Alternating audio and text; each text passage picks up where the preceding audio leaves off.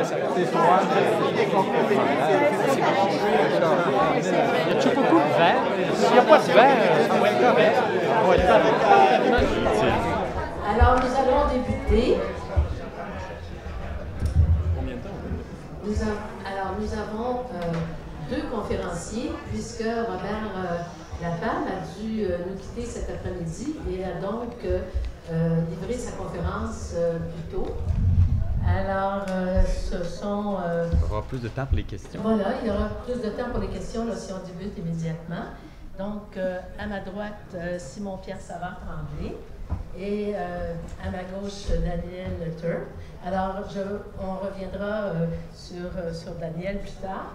Alors, Simon-Pierre Savard-Tremblay, c'est un docteur en socio-économie de Paris, je pense, hein, de l'École des hautes études en sciences sociales. Et puis, il enseignera à l'UQAC, à Chicoutimi pour la session prochaine. Et puis, il a commis plein d'articles sur des questions qui nous préoccupent tous aujourd'hui. Alors, à vous, Pierre-Simon. Simon-Pierre. Pierre-Simon. Alors, c'est comme un apôtre. 20 minutes maximum chacun pour qu'on ait ensuite une quinzaine de minutes pour l'échange en période de questions. 20 minutes, OK. Maximum. Maximum? Je vais en prendre 30. Eh bien, avisez-moi quand tu as... C'est bon. Alors, bonjour tout le monde. Alors, merci pour cet accueil. Belle initiative d'organiser ce colloque aujourd'hui, parce qu'il y a des penseurs comme ça dont la pensée mérite toujours d'être rafraîchie, d'être remise à l'ordre du jour, et surtout d'être connectée sur l'actualité. Là, je pense qu'on a eu un grand moment. C'est une année historique, 2018. C'est d'abord la renaissance du courant autonomiste qui reprend le pouvoir, alors qu'il était complètement mort pendant plusieurs années. Depuis on pourrait dire depuis la fin de l'aile nationaliste autour de Mario Dumont, qui est au Parti libéral du Québec. On peut dire que le courant autonomiste était quelque chose d'assez mort, mais là, il revient par la grande porte au pouvoir soudainement, dans une forme assez inusitée, il faut le dire. C'est aussi, bien entendu, cette année des résultats catastrophiques pour le Parti québécois, 17% lors des élections. Alors qu'en plein mois d'octobre, alors que le mois d'octobre, c'est souvent l'anniversaire qu'on fête du référendum de 95, où un Québécois sur deux était favorable à l'indépendance. Donc, cet octobre 95, du moins en apparence, semble très très loin quand on regarde les résultats du 1er octobre dernier. C'était aussi le 50e du PQ dans ce même mois d'octobre-là. Donc, en 2014, Jacques Parizeau parlait de champ de ruines. Je pense qu'en 2018, je ne sais pas quel constat il aurait fait. Autrement dit qu'on va encore plus loin. Et c'est là-dessus qu'on peut voir, est-ce que la pensée de Maurice Séguin nous aurait permis d'anticiper d'une certaine façon ce résultat? Alors l'anecdote, bien entendu, elle est bien connue des chercheurs intéressés et passionnés par Maurice Séguin, puis elle a été racontée par Lucia Ferretti dans un livre. C'est que le 16 octobre 1976, donc c'est le lendemain de l'historique victoire du Parti québécois, première élection d'un parti souverainiste à la tête de l'État québécois, les étudiants de Séguin sont en transe dans la classe. Ils n'étaient pas les seuls d'ailleurs. D'ailleurs, dans son mythique spectacle de fin d'année, Yvon Deschamps nous disait « Moi, le 15 novembre, ça n'a rien fait. C'est le 16 novembre, j'étais énervé. J'étais sûr que c'était le 16 qui allait faire la souveraineté, parce qu'il faut battre le fer quand il est chaud. » disait Deschamps. Alors, la salle de classe de Maurice Séguin avait été décorée de drapeaux fleur-de-lysée, de drapeaux des Patriotes. Et alors que le grand professeur est entré dans la salle, il avait eu droit à une ovation debout. N'était-il pas à sa façon un des instigateurs de ce moment charnière de l'histoire du Québec? La réaction de l'historien, finalement, n'a pas été celle qu'on croyait. Loin de déborder d'enthousiasme à l'endroit du résultat de l'élection, Séguin a plutôt dit, pour ce qui me concerne, merci. Quant à eux, attendons de les voir à l'œuvre. Donc, scepticisme total. Une réaction qui tranche radicalement, par exemple, avec celle de Camille Lorrain la veille, qui, au centre Paul Sauvé, nous dit « L'histoire vient de changer au Québec, nous avons vaincu la peur, le manque de confiance, nous danserons dans les rues ce soir, nous formerons le gouvernement que les Québécois attendent depuis 250 ans. » Donc, une réaction un peu différente. À la lumière du jugement de Séguin, on pourrait même se dire que le fait même que le gouvernement du Parti québécois ait même tenu un référendum sur la souveraineté association avec trait d'union est déjà en soi surprenant. Puis il était aussi en soi audacieux et difficile à anticiper dans une telle logique. Si Séguin a inspiré et formé toute une génération d'indépendantistes, d'autres tentent aujourd'hui de l'interpréter autrement. Pour d'autres, c'est de nous faire le voir un peu comme étant le concepteur d'une lecture extrêmement noire de l'histoire du Québec. C'est notamment, par exemple, le cas de l'historien Éric Bédard, qui nous disait que Séguin était davantage le père intellectuel de Denis Arcand que de Pierre Falardeau. Arcand lui-même se disait, et là je le cite, « Étonné plus tard que quand des esprits légers ont voulu donner à Maurice Séguin une réputation d'historien nationaliste, au sens militant ou politique du terme. L'essentiel pourtant était que la nation canadienne-française était trop petite et trop faible pour pouvoir jamais prétendre à l'indépendance en même temps que trop protégée et trop enracinée pour espérer une assimilation rapide. » Ça, c'est la citation d'Arcand. L'historien Bédard renchérit aussi. Il dit « Quiconque, me semble-t-il, médite les normes de Maurice Séguin ne peut que partager l'étonnement d'Arcand. L'œuvre du chef de file de l'École de Montréal, comme celle du cinéaste, laisse bien peu de place à un quelconque espoir de relèvement. Chez Séguin, il n'y a ni idée, ni héros, ni volonté assez forte pour renverser le cours de l'histoire. » Puis le 1er octobre dernier, si on suit cette lecture-là, bien sûr, de Séguin, le 1er octobre dernier, on pourrait imaginer Séguin de là où il est et nous dire « Je vous l'avais bien dit ». Mais qu'il y ait ou non une dimension ou non un peu prédéterminée de l'histoire dans l'œuvre de Séguin, c'est cependant, je vous dirais, dans le cas qui nous intéresse, c'est peut-être même secondaire. Parce que quand on a conçu une théorie comme Séguin, des structures et des dynamiques coloniales qui détermineraient l'évolution de la nation québécoise, je pense qu'il va de soi que, d'une certaine façon, on va avoir une pensée qui va être inévitablement un peu teintée d'une croyance en l'existence de lois de l'histoire. Mais on peut percevoir aussi que l'œuvre de Séguin est porteuse d'un cadre qui nous permet de comprendre notre actuelle condition. Par exemple, regardons d'abord l'histoire du Québec, selon Séguin. Séguin, avec d'autres collègues, ont favorisé la renaissance de l'indépendantisme au cours de la décennie 1950. Des disciples souvent de haut calibre, qui se sont inscrits dans la rupture ou dans la continuité ou dans, puis je sais qu'il y a été question de Groux ce matin, il y avait des parts de rupture, des parts de continuité, et des parts de radicalisation. Mais en 1956, il faut voir la lecture que Séguin fait lors d'une conférence au symposium sur le canadianisme à la Société historique du Canada. Alors, il nous dit essentiellement, avant 1760, fondement de l'indépendance d'un Canada français, 1760, démolition des possibilités d'indépendance d'un Canada français, dès 1760 et après 1760, une guerre de race, une issue, annexée le Canada français. 2 siècles après 1760, un Canada anglais nation, un Canada français province. 2 siècles après 1760, même contexte. Toujours au lendemain de 1760, une défaite organique qui n'a rien perdu de son intensité. Toujours 2 Canadas qui ne peuvent se fusionner. Les mêmes relations commandent leur coexistence. Ça, je vous donne un peu les notes, le résumé de la dite conférence que j'ai pris textuellement. Je pense que c'est dans un texte de Josiane, d'ailleurs, que j'ai pris un peu le résumé qui en a été fait. Donc, merci d'avoir mis ça à notre disposition. Donc, il y aurait deux moments historiques majeurs si on suit cette lecture à l'histoire du Québec. C'est 1760 et 1840. La conquête, l'acte d'union. Donc, Séguin nous dit, autrement dit, même si la Confédération harmonieuse est un mythe, parce qu'on ne peut pas créer de pacte binational en se fondant sur la conquête effective d'un des deux peuples sur l'autre, les Canadiens français constituent quand même la nation annexée la mieux entretenue au monde. Et ça, c'est les termes sont de lui. Ajoutant que, et là je le cite encore, dans ce domaine, la pratique de la vertu ne s'apprend pas en un jour. Autrement dit, puis là on pourrait encore faire le lien avec Arcand, c'est le confort et l'indifférence. Ça serait des obstacles majeurs sur la voie de l'indépendance. Le Canadien français, il aurait une indéniable conscience nationale, mais peinerait à envisager la rupture vis-à-vis du système colonial qui l'entretient dans sa position de faiblesse. L'insécurité, d'ailleurs, n'est-elle pas au centre même de l'identité québécoise, si on regarde une certaine lecture de l'histoire? En 1973, par exemple, Guy Rocher décrivait la société québécoise comme stagnant dans la peur, l'insécurité, la soumission et l'aliénation. Il nous disait d'ailleurs, dans le Québec en mutation, Rocher nous disait d'ailleurs que l'insécurité collective trouve ses origines dans les bouleversements de la société canadienne-française puis québécoise. Il nous dit même, quand on regarde dans l'histoire, la première obsession même des colons de la Nouvelle-France, c'est que leur récolte survive au froid. Donc, dès les débuts, l'insécurité est fondamentale dans la constitution de cette personnalité. Donc, le Canada français qui verserait foncièrement dans l'insécurité, qui aspirait à sa libération, mais qui serait porté à se contenter de sa condition nouvellement acquise, qui, autrement dit, quand ça commence à aller mieux, on se dit, finalement, on va s'en contenter. C'est pas sans évoquer d'ailleurs le portrait que Camille Lorrain faisait de René Lévesque, qui est très intéressant là-dessus. Je vous le lis. Il nous dit, depuis que je travaille à ses côtés, René Lévesque me paraît comprendre et ressentir dans sa chair ces contradictions de l'homme québécois, qui tout à la fois lui impose de se libérer et l'empêche d'y parvenir.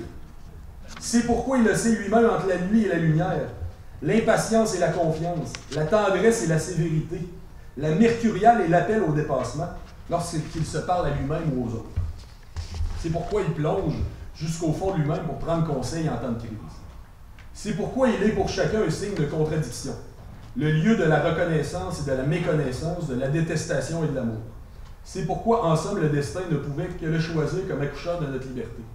D'ailleurs, c'est intéressant de noter que Camille Lorrain faisait un portrait similaire de Daniel Johnson, ce chevalier de l'ambiguïté, disait-il, symbolisait pour les Québécois leur souffrance, leur labeur et leur soif de liberté, et qui traînait les conditionnements, les complexes et les inhibitions d'un peuple traumatisé.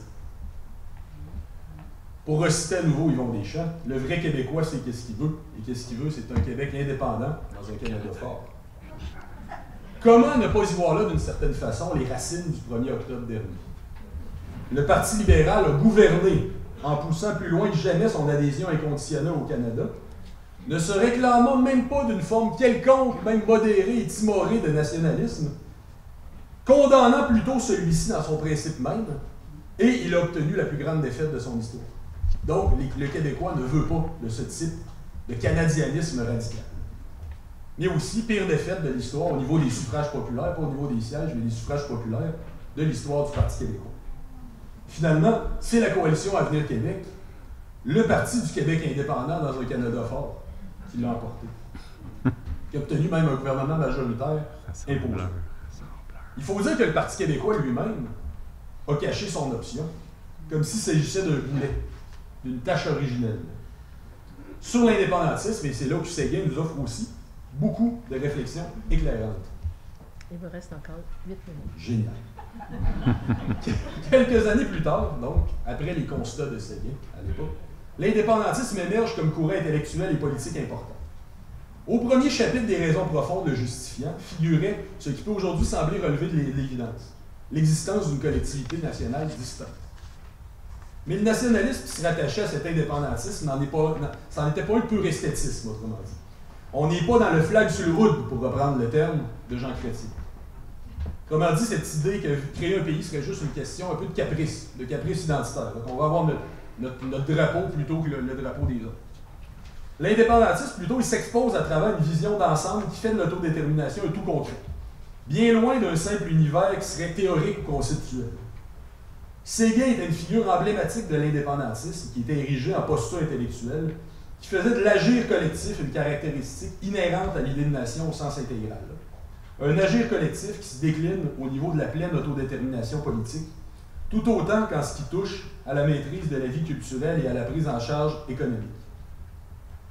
Celles-ci sont, aux yeux de Séguin, des biens en eux-mêmes, car il est bon pour toute nation d'avoir ses organismes, et là je cite Séguin, de poser elle-même les gestes exigés, de planifier, organiser, tout comme il lui est souhaitable de s'insérer elle-même dans la vie économique mondiale et de bien dominer sa culture, d'assimiler les influences extérieures, d'être un foyer vivant de culture.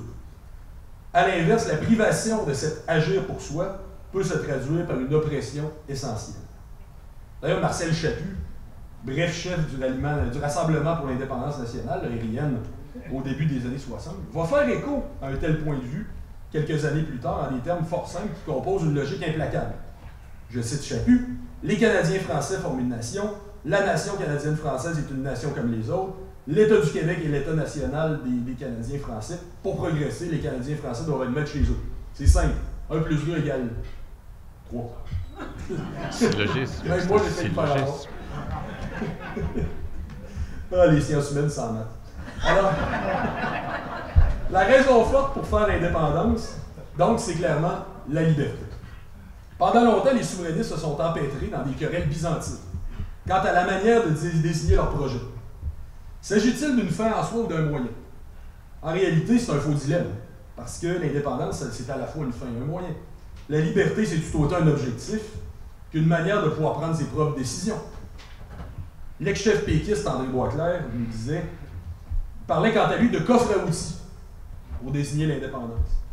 Mais il semble que ça symbolise quand même à quel point la charge existentielle du projet était disparue.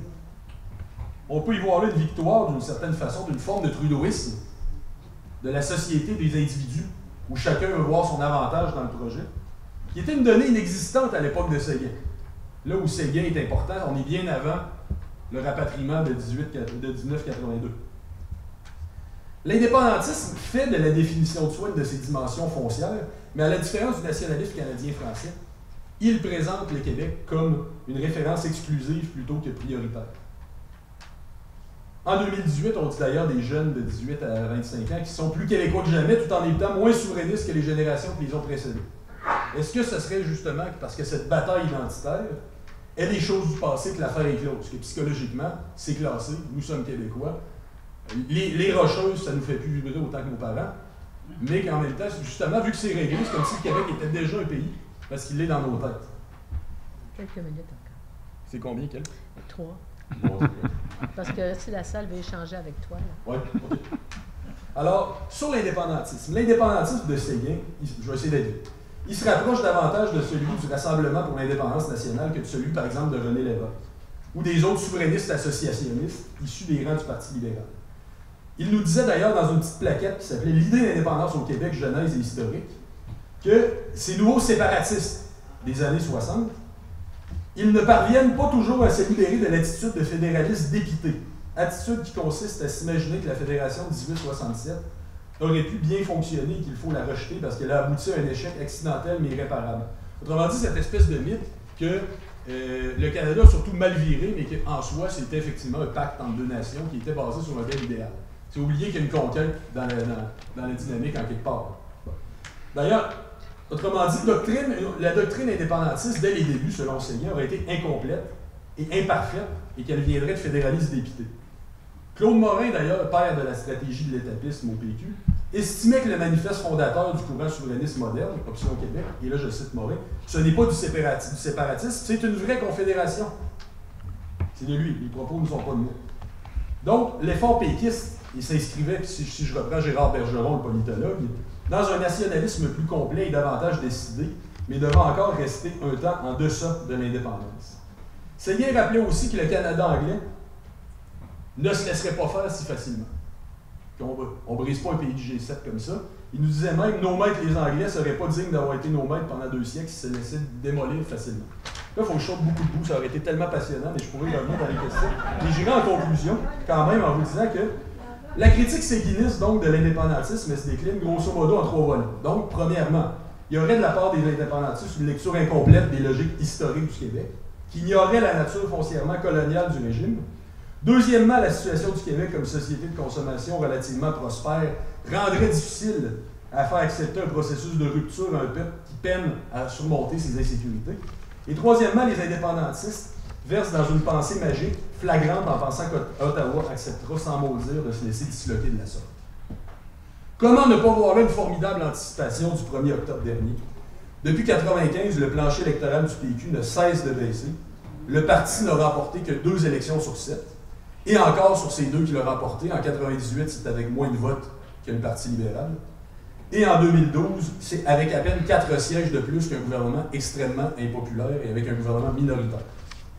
Lucia Ferretti donc, le racontait à la fin de son article, qui racontait l'anecdote qui ouvrait cette conférence-là, résumant la pensée de Séguin.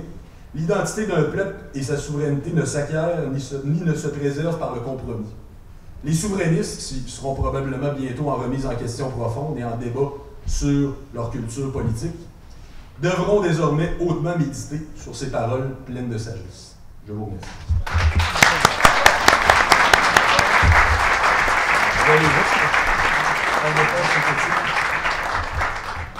Alors, merci Simon-Pierre. Je vous propose qu'on entende Daniel Turp et ensuite il y aura donc cet échange avec nos deux conférenciers. Daniel Turp, est-ce qu'il y a besoin de présentation rapide? 3 ans député du Bloc, et puis 5 ans député du Parti québécois, puis 36 ans professeur titulaire à l'Université de Montréal, à la Faculté de droit, et plein d'articles et autres choses. Je pense que j'ai le mien. Oui, Alors, merci beaucoup, Louise. C'est toujours impressionnant qu'une présidente de l'Assemblée nationale préside nos travaux aujourd'hui. Il faut se rappeler de ce grand moment dans notre histoire où Louise est devenue présidente, la première de notre Assemblée nationale. Et je voudrais... Heureusement, la seule jusqu'à maintenant. Ouais, et il faut qu'il y en ait d'autres, n'est-ce pas? Alors, je voudrais d'abord à nouveau remercier Josiane, Robert Comeau, Denis Monnière, là, de m'avoir associé hier soir là, comme président de l'IRE, puis peut-être que nous aurons à travailler ensemble avec la Fondation Maurice Séguin dans les prochains mois, les prochaines années, et aussi d'avoir invité un juriste. C'est très bien que la Fondation Maurice Séguin associe à un événement où il y a surtout des historiens qui sont mis en valeur comme il se doit, mais aussi des sociologues. Là. On constate que vous avez un intérêt pour l'interdisciplinarité dans un colloque comme celui-ci. Alors, je suis très fier d'être parmi vous. Comme je le disais hier soir, pour ceux qui étaient là, ce sera une répétition. Maurice Séguin, on parle parfois qu'il était inconnu, le théoricien le plus méconnu de l'indépendance du Québec. Mais en tout cas, il n'était pas méconnu, il n'a pas été longtemps du jeune juriste que j'étais lorsque j'ai été appelé à rédiger un mémoire de maîtrise à l'Université de Montréal au milieu des années 70 sous la direction de Jacques Brossard. Jacques Brossard, c'est un de nos grands intellectuels. C'est quelqu'un qui était aussi un écrivain, pour ceux qui ne le savent pas. Il a été un romancier, mais c'était un professeur qui, de toute évidence, avait une fibre indépendantiste, comme celle de M. Séguin, de toute évidence, et qui avait rédigé cet incroyable manuel, ouvrage. On a dit d'abord, on a même parlé du rapport Brossard en l'opposant au rapport Durham, le rapport sur les modalités d'accession du Québec à l'indépendance, où il avait fait un ouvrage mais absolument exceptionnel là, sur toutes les facettes de l'accession à l'indépendance, et pas seulement les facettes juridiques, là, les facettes politiques.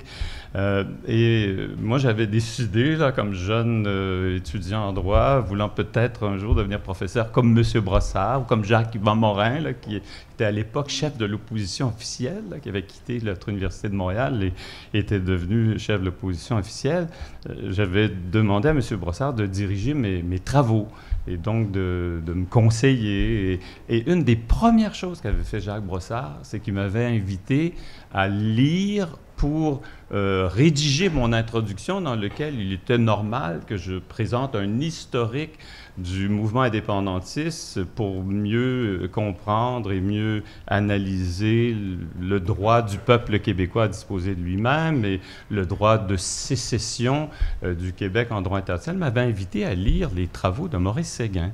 Et en particulier, l'ouvrage que tu viens de citer, Simon-Pierre, L'idée d'indépendance du Québec, genèse historique. Et je me rappelle qu'à l'époque, c'était un des rares ouvrages, un des rares écrits qui faisait une magnifique synthèse historique du mouvement indépendantiste, de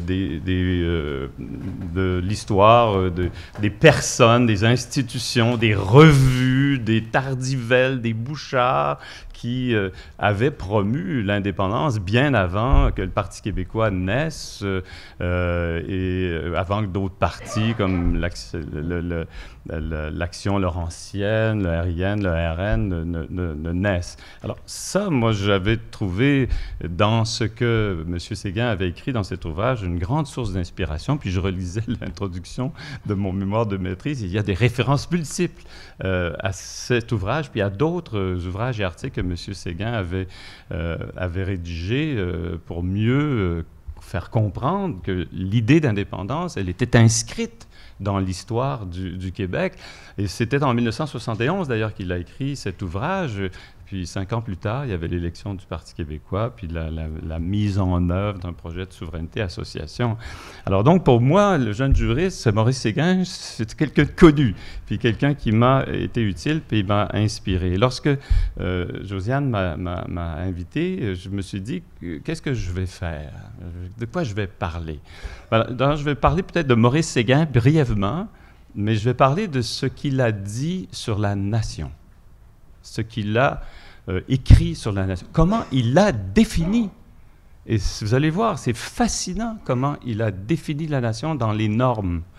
Et d'ailleurs, il n'y a pas beaucoup d'historiens ou même de politistes ou de juristes qui sont allés aussi loin dans la recherche d'une définition, dans sa tentative de décrire la nation, comme il est intitulé le chapitre 2 des normes. Et je vais parler de l'autodétermination, parce que là, je me suis dit, je vais avoir la suite dans les idées, je vais essayer de voir si M. Séguin a aussi parlé d'autodétermination. Je ne me rappelais pas dans l'examen de sa genèse historique qu'il ait beaucoup insisté là-dessus. Alors, aller relire les normes m'ont fait découvrir qu'il avait parlé d'autodétermination politique. D'agir en soi, ça ressemble, en d'autres mots, à l'autodétermination. Alors, donc, je vais vous parler de Maurice Séguin, de la nation et de l'autodétermination. C'est les 3 parties de l'exposé. Alors, sur Maurice Séguin, peu de gens l'ont dit jusqu'à présent, depuis le début de ce colloque, qu'il était franc-saskois, né en Saskatchewan. Né en Saskatchewan en 1918.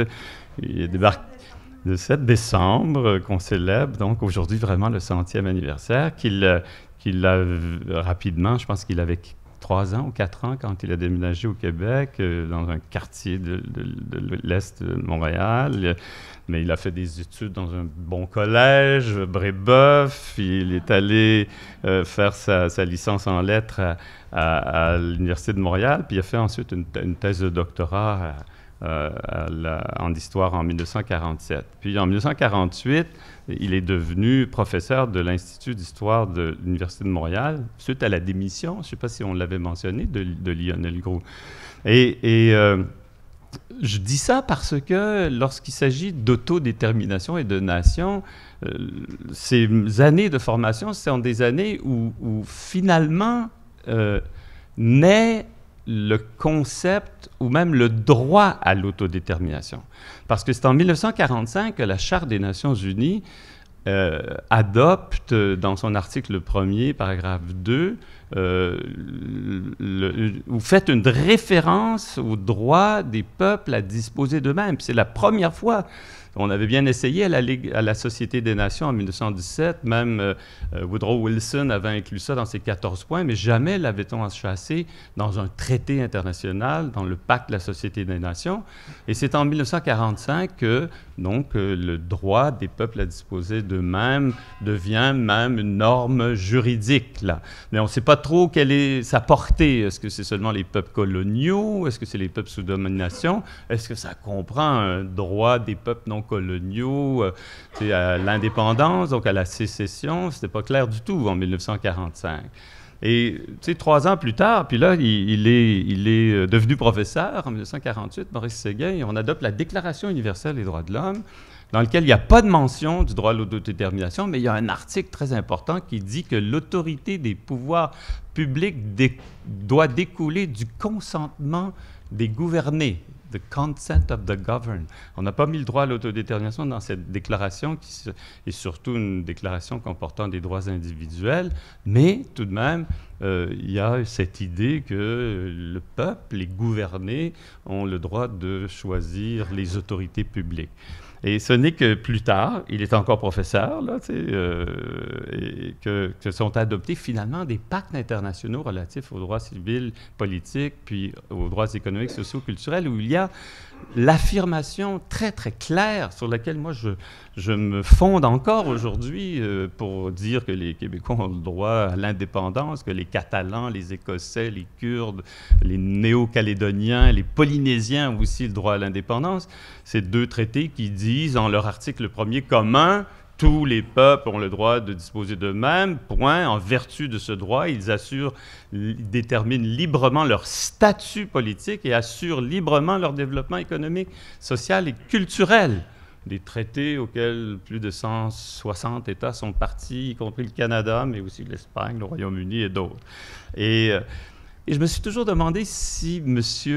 Séguin avait ça à l'esprit. Si dans ces discussions, Robert Comeau me l'a confirmé tout à l'heure, je voulais savoir s'il fréquentait des juristes, comme l'ont prétendu certaines personnes qui ont écrit sur la vie de M. Séguin, s'il fréquentait, par exemple, Jacques-Yvan Morin. Eh bien oui, apparemment, ils mangeaient ensemble à la cafétéria chez Valère, et il y avait des grandes discussions. Puis il y avait aussi mon collègue André Morel, l'historien du droit, le grand historien du droit, avec lequel il échangeait, semble-t-il, aussi.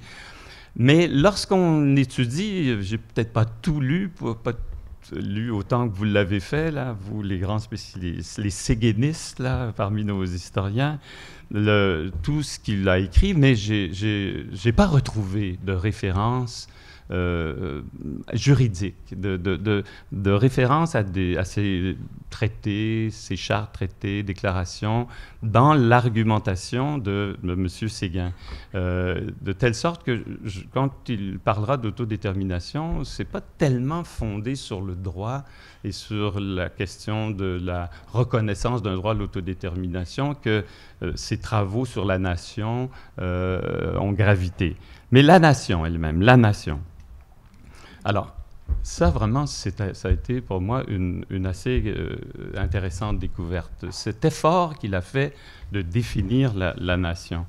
Et donc, dans les normes, dans ce chapitre 3, donc la première partie, c'est plutôt le chapitre 3, dans l'exposé, la discussion de ces normes, et dans son chapitre 3, dans la sociologie du national, il propose une tentative de décrire la nation.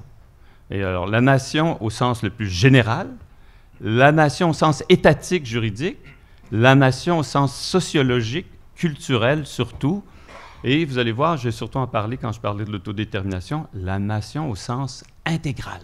La nation au sens intégral. Alors, que veut-il dire et comment définit-il cette nation dans toutes ces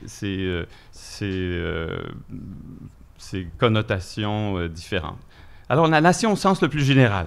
La nation, je le cite, ou nationalité est un groupe humain qui en est arrivé à se reconnaître distinct pour de multiples raisons, très variables, pas toutes nécessaires à la fois. Par exemple, là, il donne une liste d'exemples des caractéristiques de la nation, de la distinction. Une commune origine, selon la croyance acceptée, qui se perd dans le temps.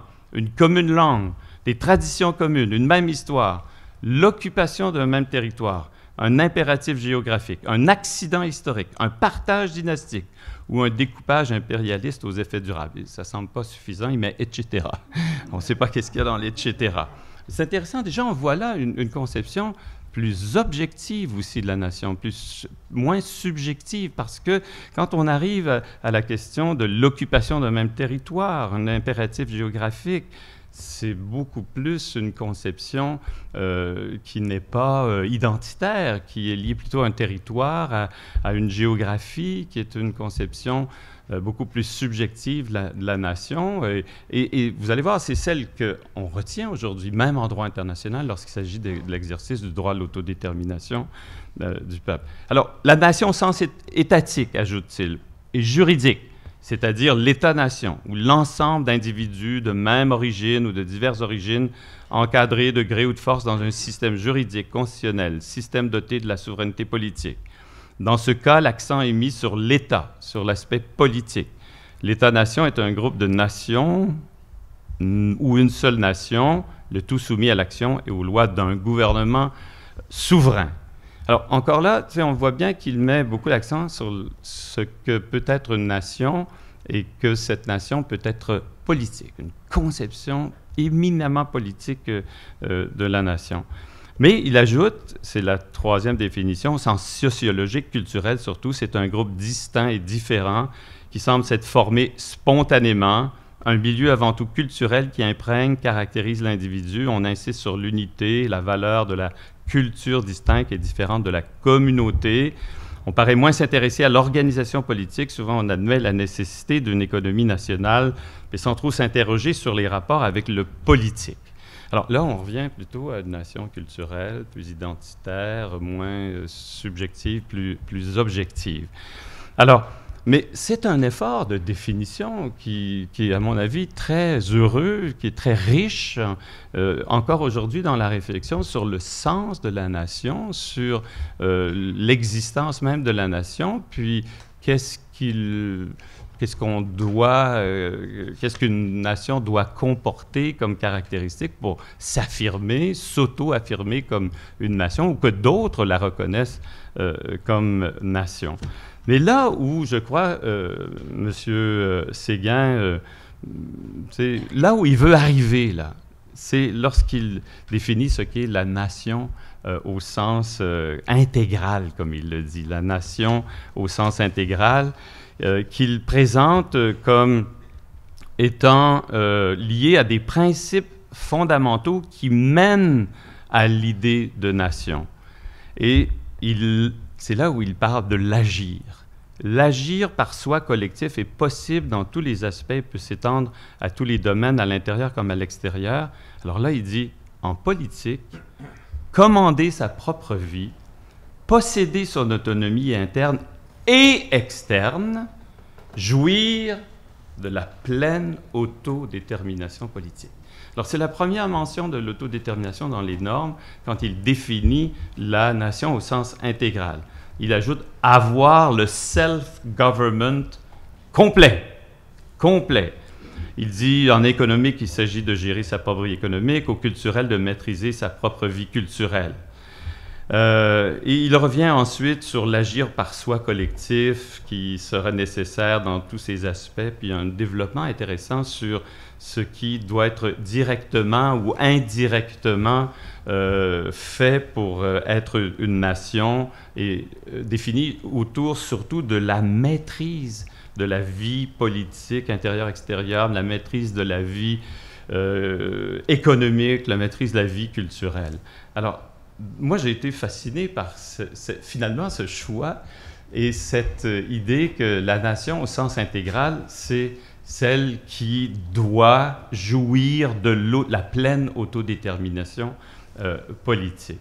Alors, Maurice Séguin, la nation, l'autodétermination, comment conclure? Hein, déjà? 4 minutes.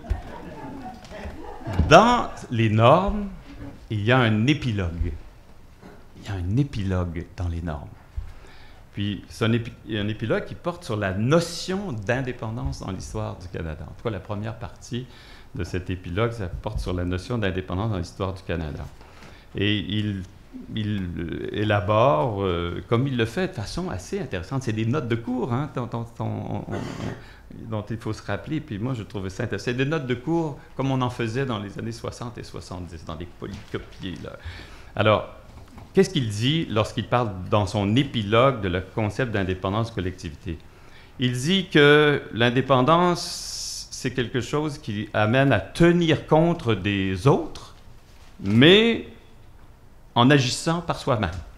L'indépendance n'est pas synonyme d'agir sans les autres. L'essence même de l'indépendance, c'est d'agir par soi-même. Et après, c'est ça qui m'intéresse aussi, il affirme l'autodétermination, le bien suprême. Le bien suprême, l'autodétermination, de la musique à mes oreilles. Son absence, un mal radical. C'est quand même intéressant. Il avait le sens de la formule aussi, Maurice Séguin, le sens des oppositions, des mots. Et alors là, il dit « L'agir par soi est le substratum de la vie d'une collectivité. Toute privation d'indépendance est synonyme d'oppression. » Il y en a plusieurs qui l'ont dit. « L'indépendance à deux est une impossibilité sur un même territoire. Il est impossible de posséder chacun sa propre indépendance. Impossible de posséder en commun une même indépendance. » Je ne sais pas ce que les gens de l'Union européenne en penseraient, là. À la lumière du Brexit, peut-être qu'ils commencent à penser qu'effectivement, qu'il est impossible pour certains peuples ou États de vouloir posséder en commun une même indépendance. Il faut être annexé à un peuple indépendant, dit-il, n'est pas être indépendant, pas même être bien annexé. L'annexion engendre la médiocrité générale collective, un milieu provincial, une culture anémique. Et il finit de façon effectivement un peu pessimiste, là.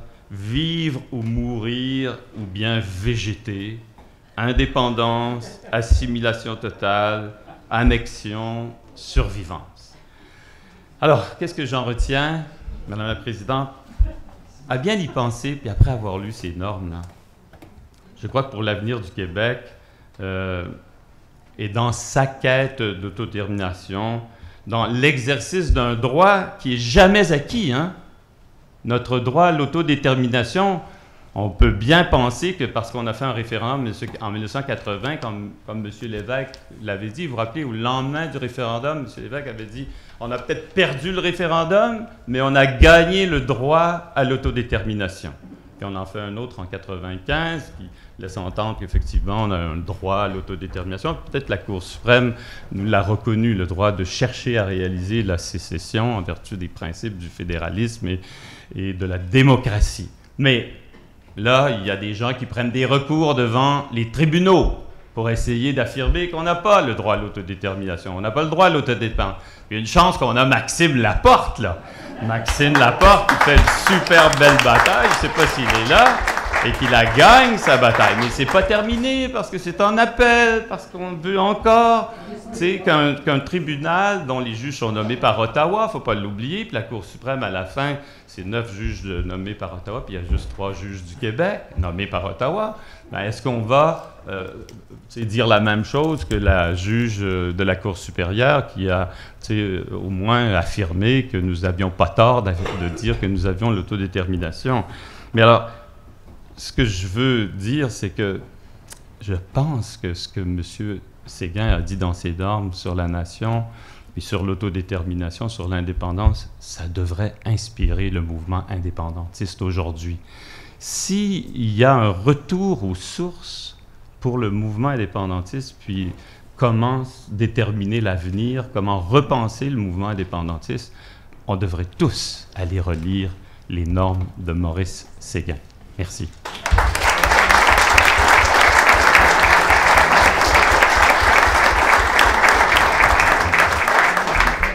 Juste un petit point sur la conférence de Daniel. Daniel qui nous parlait au début de Jacques Brossard, qui était le directeur de thèse, c'est ça? Oui. De maîtrise de Daniel. Jacques Brossard était à la tête d'une commission au début du PQ, commission juridique qui commençait à penser les manières juridiques de faire l'indépendance. Au début, le PQ n'avait qu'une préoccupation quand il pensait au comment, c'était comment construire le pays. Peu à peu, après quelques années, il n'aura qu'une seule préoccupation, c'est comment se faire reconnaître par Ottawa. D'où cette idée du référendum où on dit que par beau principe démocratique, Ottawa accepterait par magie de reconnaître un verdict du Québec à 50% plus 1, merci, bonsoir, même si Pierre-Éliott Trudeau a rapidement dit que c'était pas le cas. Il me semble que ça, en soi, ça donne raison aussi à ce que Séguin anticipait quand on finit par se faire définir, par s'auto-définir, définir son propre combat à travers les lunettes de celui qu'on veut combattre. Voilà. Alors, une première intervention ici derrière. Est-ce qu'il y a d'autres interventions qu'on puisse prendre tout de suite? Alors, allez-y, monsieur. Moi, je m'interroge sur la façon ou les actions à prendre. Parce que quand je lis ce qui nous a été distribué de M. Séguin au sujet de ces normes, on parle ici de objectivité en titre, sécurité, respect de la vérité. Est-ce que ce sont des principes que vous croyez qui se sont appliqués quand l'armée anglaise arrive sur le continent en 1760? Mais permettez-vous, à qui posez-vous la question? À celui qui veut répondre. Vas-y, Hein? C'est pas un sociologue, ça. C'est une question pour un sociologue. On va juste être bien certain de la comprendre avant. Ben, juste pour être certain de la comprendre, pouvez-vous parce que c'est assez large, ça peut être très large, disons, comme... Mais je pense qu'ici, on parle d'objectivité, de sincérité, le respect de la vérité. Ce sont des beaux principes de M. Séguin. Pensez-vous que ces principes-là, ce sont des principes vis-à-vis de l'histoire qui ont été respectés par l'armée anglaise qui débarque sur le continent qui vient faire la conquête en 1760. C'est assez clair? Ben, la réponse, c'est non. D'accord. Bon. Alors. Mais Ah, oui, un oui. instant. OK. Voilà. Ben, même je pense que c'est vrai que la réponse c'est non, puis c'est pas juste l'armée anglaise, c'est tous les gouvernements du Canada qui ont suivi, puis qui ont toujours cherché par toutes sortes de moyens qui ne sont pas caractérisés par l'objectivité, la sincérité, puis le respect de la vérité, voilà. qui ont vraiment voulu empêcher l'accession du Québec à l'indépendance. Alors donc, et la question, je pense que derrière votre question, il y a est-ce qu'on devrait faire la même chose? Ou la royauté. Hein? Est-ce qu'on devrait faire la même chose? Mais là, je pense qu'on ne devrait pas faire la même chose. C'est pas Parfait. vrai. Merci, Daniel, parce que là, tu interprètes la question. D'accord. Parce qu'il y a d'autres questions. Okay. Parfait. Hein? Monsieur? Monsieur? Oui, mais parce que là, on interprète. Je voudrais faire seulement un petit commentaire au sujet du mot nation. J'ai été très intéressé par la définition riche et généreuse que vous donnez que donne M. Séguin du mot nation. Je voulais simplement vous souligner que le mot nation en français n'a pas du tout le même sens de se faire voir en anglais. C'est très littéralement un faux ami. Et c'est comme ça que ça s'appelle. Et vous ne pouvez pas imaginer la quantité de débats interminables et acrimonieux à Ottawa au sujet de ce mot-là, simplement parce que les anglophones ne comprennent pas du tout lorsqu'on parle de nation, qu'on ne parle pas de nation. En gros, la règle que suivent les traducteurs, parce qu'il fallait trancher dans ce débat-là, c'est que nation en français concerne un groupe de personnes au départ, alors que nation en anglais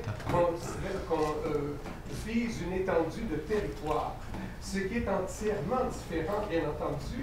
Et malheureusement, les journalistes, entre autres, et beaucoup de gens ici, utilisent en français le mot national comme si c'était national en anglais.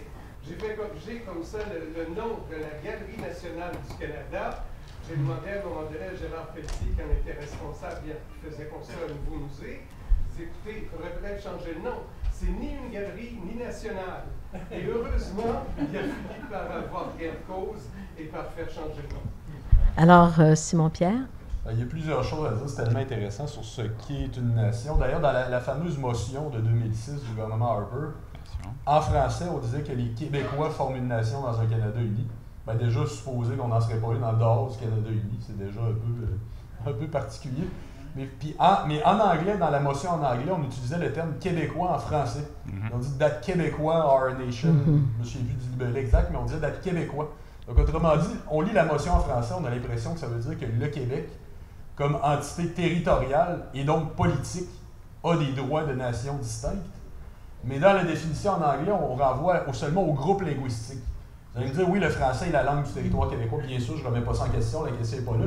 Mais qu'on est peut-être déjà, on est finalement dans cette espèce de vision multiculturaliste qui consiste à avoir une communauté parmi d'autres, à qui on dit oui, avec une motion sans signification, on vous reconnaît que vous êtes distinct, mais qui n'a pas de droit politique sur son territoire, qui n'a pas les droits d'utiliser son État pour s'incarner comme nation distincte. Donc ça, là-dessus, le diable est souvent dans les détails. Mais il me semble d'avoir une nation, c'est tout simplement quelque chose, une entité qui a conscience d'en être une. C'est extrêmement subjectif. C'est extrêmement socialement construit.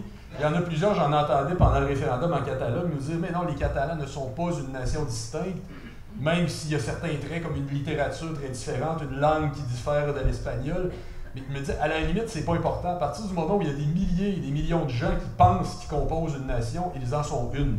À mon avis, c'est à partir de là que ça commence. Ils sont en train de défiler dans les rues en disant « Nous sommes une nation à part entière ». C'est qu'ils en sont une. Mais maintenant, merci. En anglais, évidemment, une nation, c'est quelque chose qui est indépendant. Donc, je pense qu'une nation a, à tout le moins, pour objectif, quand elle a le moyen de l'être, d'aspirer à l'indépendance. Alors, voilà, Daniel. Et par la suite, il y a 3 interventions et on va terminer. Le temps sera imparti, là, sera complet. Il y a une autre source de confusion parce que parfois, en anglais, nation, c'est équivalent de state, d'État, donc d'État indépendant et souverain. Et d'ailleurs, la Charte des Nations Unies, the United Nations Charter, et la charte d'une organisation dont sont membres seulement des États souverains et indépendants malgré les termes. Alors donc, il y a cet autre niveau de confusion. Mais n'oubliez pas que quand on parle de nation au Canada, là, puis il y a des musées nationaux au Canada, il y a peut-être plus de galeries nationales, mais il y a des musées nationaux, puis il y a beaucoup de choses nationales au Canada, pas fédérales comme en Suisse, là où on évite de parler des institutions nationales, on parle plutôt des institutions fédérales dans la Confédération suisse. Mais c'est parce qu'on veut construire une nation canadienne. Une nation canadienne au sens politique, si on prend les termes de Séguin. Alors, donc, il faut nous continuer d'insister que nous sommes une nation, vouloir être reconnue comme une nation, parfois un peuple, parce que le droit national, lui, quand il affirme ou confère le droit à l'autodétermination, on utilise plutôt le mot peuple, bien qu'il y a en anglais « national self-determination ». Alors, tu sais, la leçon de ce débat sémantique, c'est qu'il faut continuer à dire que nous sommes une nation pour continuer d'affirmer notre droit à l'autodétermination. Merci. Alors, une élève de Maurice Séguin. Oui, je vous remercie beaucoup d'avoir ramené le concept de nation de Maurice Séguin de façon aussi claire, parce que n'oublions pas que ces cours étaient non seulement suivis par ce que nous étions des élèves à l'Institut d'histoire, mais que c'était toujours bondé d'avocats qui venaient. Alors, ça répond à votre question tout à l'heure. Oui, il y avait des avocats, Bernard Landry, etc.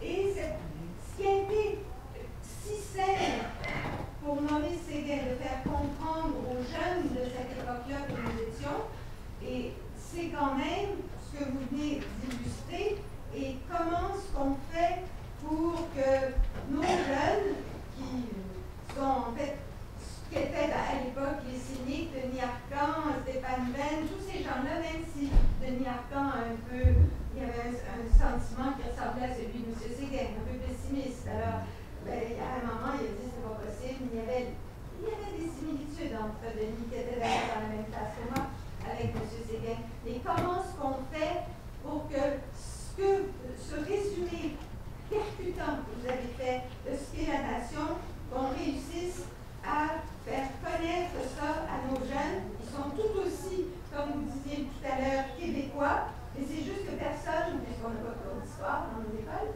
personne connaît ça. Alors moi, je vous dis, tous ces jeunes-là, que ce soit le style show, que ce soit les cyniques, que ce soit, ils ont tous compris ce que Maurice Séguin disait. Je pense que nos jeunes sont capables de comprendre aussi comment est-ce qu'on fait pour leur faire connaître ça. À toi, Daniel, rapidement. Je pense que ma conclusion, c'était disséminons le travail de M. Séguin. Disséminons ses travaux sur la définition de la nation. Rappelons ce qu'est une nation. D'ailleurs, il y a une chose que j'aime beaucoup, une autre citation que j'aime beaucoup, c'est pas un Québécois, là, c'est pas un historien québécois, c'est un historien, je crois, français, M. Renan, qui disait que la nation, c'est un plébiscite de tous les jours. La nation est un plébiscite de tous les jours. Ça veut dire qu'il faut rappeler tous les jours que nous sommes une nation, que nous voulons la liberté, que la liberté au Québec, elle passe par l'indépendance de sa nation. Puis je crois que la Fondation, qui est maintenant la Fondation Maurice Séguin, a des responsabilités importantes, comme d'autres organisations de la société civile, comme notre État québécois, là, qui doit s'assurer que l'histoire nationale est bien enseignée dans nos écoles primaires, secondaires, au collège, à l'université. Merci, Daniel. 2 dernières interventions. Vous? Non, pas tout de suite, non. Oui, non, excusez-moi, les 2 dernières étant vous, monsieur. Oui, vous-même. Oui. Moi, ce qui m'inquiète, même pour une réunion comme aujourd'hui, c'est la jeunesse. Eh bien, juste avant de poser ma question qui sera brève, si vous avez remarqué dans toute la saga ontarienne, à un moment donné, donc les francophones s'affirment pour leur université éventuelle, et puis ils ont présenté des jeunes qui chantaient, il y a un petit reportage, chantaient en français. Évidemment que c'était de bonne aloi, c'était pas le temps de chanter en hongrois. Je voulais défendre, bon, on est d'accord là-dessus. Votre question? Ma question, c'est celle-ci. C'est pas après prélude de ce que je vais dire. nos jeunes, l'été, je ne les condamne pas, mais je constate, hein, on peut faire une constatation statistique, qu'entendent-ils sur les plaines d'Abraham pendant tout l'été? Est-ce majoritairement de la chanson française, alors qu'on sait qu'on est 2% à se battre pour éventuellement rester en vie? Si, c'est à se demander, est-ce que finalement l'impact culturel que les jeunes reçoivent de tout ça, finalement, ça ne les convaincra pas de du beau peuple. Franchement, on pense pas. Simon Pierre. Ben, si on parle des plaines d'Abraham, tout l'été, ça veut dire le festival d'été, c'est un festival, à ma connaissance, privé, donc on peut difficilement tenir un débat, mais on peut, à titre, par contre, de consommateurs et se plaindre, on peut leur écrire, on peut dire on veut plus de contenu francophone, mais quand il y en a, souvent, ça chiale dans les radios de Québec. On dit le show va être plate cet été. Donc, si c'est en français. C'est ça, exact, si c'est en français. Mais bon, ça c'est un des problèmes. Puis ça, si on partait le débat sur la région de Québec, qui est une réalité très particulière, ça serait une autre question. Moi, je viens de là-bas, puis on parle encore du mystère de Québec, c'est toute une autre discussion à avoir là-dessus, mais je pense que c'est en grande partie inhérent à cette région-là. Mais, parce que vous savez, notamment aussi, les quotas de musique francophone sur les ondes, ça passe pas non plus du tout là-bas. Là. C'est pas apprécié. Puis, donc, il y a tellement de choses à dire là-dessus. Mais par rapport à la jeunesse et comment se perçoit-elle comme nation, souvent, ce qu'on va entendre, c'est... je pense, par exemple, à Cœur de pirate, la chanteuse, qui nous a dit « J'étais pas certaine d'être canadienne du temps de Stephen Harper, mais là, maintenant que c'est Justin Trudeau, là, je pense que je me sens canadienne. » Donc, autrement dit, comme si l'identité... C'était une espèce de truc qu'on peut changer en fonction des circonstances du moment, puis que quand c'est progressiste, on aime ça, quand c'est conservateur, on n'aime pas ça, puis qu'on change, puis ça, c'est très justement canadien, cette espèce de rapport utilitaire qu'on peut avoir avec la nation. Mais si je voulais peut-être juste faire une petite réponse rapide à la question précédente sur la nation, une des tendances qu'on a, c'est de se croire pour une nation quand on ne l'est pas encore. C'est-à-dire que depuis les années 60, on a tout rebaptisé national, capitale nationale, on met national partout, autoroute nationale, on met national partout, puis là on se fait croire que c'est fait. Je ne suis bien pas qu'on renomme toutes ces questions-là, qu'on adopte des emblèmes, des hymnes nationaux, puis qu'on se prenne pour une nation, mais au moment, quand on est dans un processus rapide pour le faire. Parce que là, autrement dit, un des trucs, quand on fait un entretien d'embauche, on dit toujours, présentez-vous comme si vous les aviez déjà en fonction. L'habit fait le moine. Il faut que vous ayez l'air d'avoir déjà la fonction. Sauf que si ça fait 20 fois puis que ça fait 20 ans que vous n'avez pas de job puis que vous finissez par vous faire croire que vous l'avez, ça serait en asile, cette question-là. Oui, mais attendez. C'est Simon Pierre. Nous sommes une nation. Nous sommes une nation. Nous ne sommes pas une nation, pour prendre les mots de M. Séguin, au sens intégral. Mais nous sommes une nation. Il faut affirmer que nous sommes une nation. Alors, dernière intervention, dernière question. C'était vous. Le micro. Attendez, venez, prenez le mien. Je vais voler votre micro, comme vous me prêtez. Bonjour. Ma question s'adresse d'abord et avant tout aux sociologues, mais aussi aux juristes qui ont fait beaucoup de politique. Est-ce que vous croyez que ceux qui ont voté aux 2 référendums québécois ont compris ce que Maurice Séguin voulait dire? Parce que je crois, moi, finalement, que le peuple, surtout ceux qui ont voté contre, ne comprenaient pas la réalité des choses, et même ceux qui ont voté oui connaissaient un peu, mais pas beaucoup. C'est assez bref, comme question? Alors, donc, il y aura une réponse peut-être aussi brève, mais en fait, de nos 2 conférenciers, on se termine par la suite. Alors, Daniel?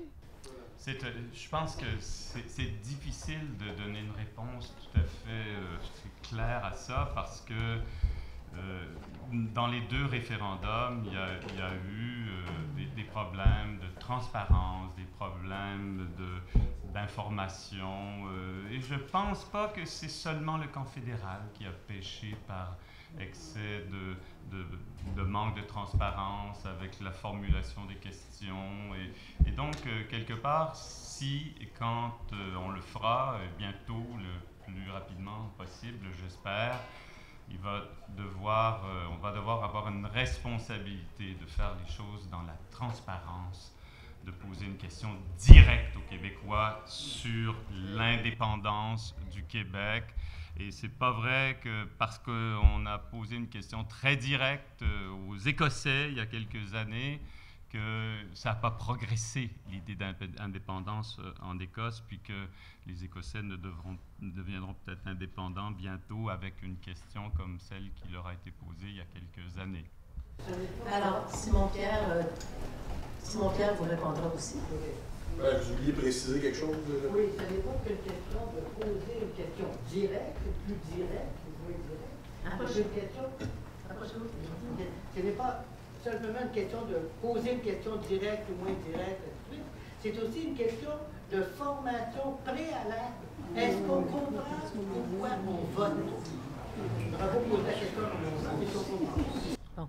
Alors, ce sera la dernière intervention de ce panel, parce qu'il y en a deux autres qui vous attendent. Beaucoup de choses à dire. Moi, j'ai d'abord un problème parce qu'on limite l'indépendance, qui est toute une construction. C'est gigantesque construire un pays, qu'on limite ça à une question, qu'on limite ça à une journée, qu'on limite ça à un grand soir. Un moment où là, on dit, on va faire la meilleure campagne de marketing, puis parce qu'on va avoir choisi le bon lundi, du bon mois, de la bonne année, on va l'avoir. Ça fait 40 ans qu'on débat sur quel lundi il faut faire le maudit référendum. On le fait-tu dans le premier mandat, dans le deuxième, on le garde ça ouvert. C'est assez. L'indépendance, ça se pratique, ça se fait avec... On a un État, utilisons-le. Une élection, c'est démocratique. Ça ne veut pas dire qu'on ne fera pas de référendum, mais qu'en attendant, il faut que l'exercice du pouvoir soit intimement lié à la construction du pays qui est à venir et qu'on cesse de reconnaître aussi dans nos actions cette constitution qui nous a été imposée par les Canadiens qu'on n'a jamais signée. Voilà. Je suis d'accord. Une bonne réponse. Alors, je vous remercie. Juste dire, j'ai pas eu le temps de tout lire, mais demain, sur mon blog Journal de Montréal, tapez mon nom sur Google avec blog Journal de Montréal. Je vais mettre l'intégralité du texte pour ceux qui veulent lire la totalité. Alors, je vous remercie. Est-ce qu'on procède immédiatement? Josiane est-elle dans le secteur? Est-ce qu'on reste en place? On va faire une pause. Une pause, voilà. Maxime est pas loin, je pense. Hein? Jusqu'à 15 heures.